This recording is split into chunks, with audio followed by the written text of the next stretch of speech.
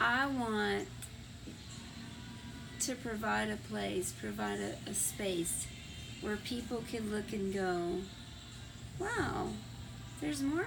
There could be more? I had a hunger for God as early as I can remember. I lived for Him the best I could until 40 when He found me and became real.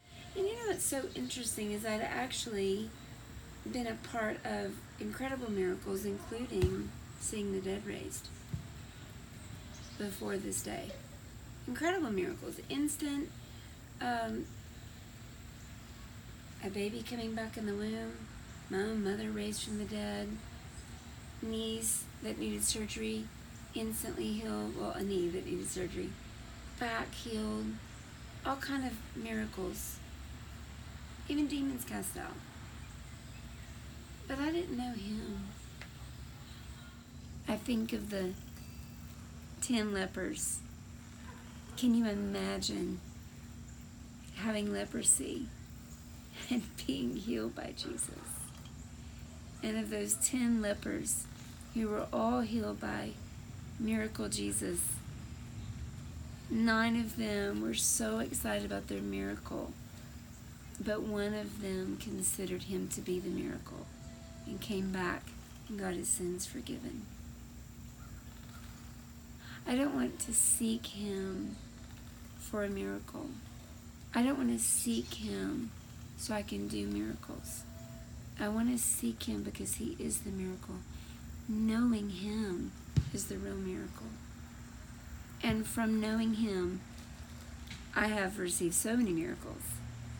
And through my life, God has done so many miracles. But I consider knowing Him the biggest miracle. Hananiah came with a prophecy, in 2 years your captivity will end. But Jeremiah came with a true prophecy. Your captivity is going to last 70 more years. Marry, build homes, prosper here, and seek the Lord with all your heart, and He will be found by you. That's the miracle. And I just think about, when we have a thought that it should look different, when we think that our ministry or our destiny or the plans God has for us is something other than knowing Him, I just feel like that really sets us up for extreme disappointment and disillusionment. How would Paul and Silas have dealt with being put in prison for casting a spirit of divination out of a girl? That led to them being imprisoned, and the famous story we know of them singing in the jailbreak at midnight. Except for there was no jailbreak. We hear about that, but they were just, and I talk about this a lot. There was no Holy Spirit strategy meeting. They weren't like, well,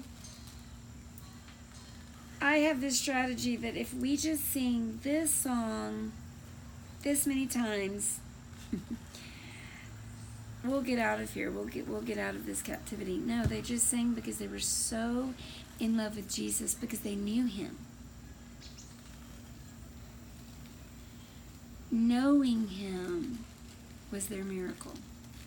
They weren't singing to Him for a miracle. They weren't singing to miracles so He would do a miracle. And even when He did a miracle, they refused to leave because they wanted the jailer to have the miracle of knowing Jesus. They wanted the jailer, the prison guard, to be able to experience what they had experienced, the greatest miracle, which is knowing Jesus.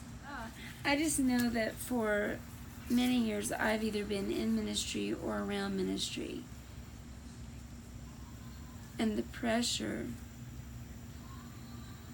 on being in ministry or having a ministry is intense. It is so intense. But knowing Jesus relieves all of that pressure.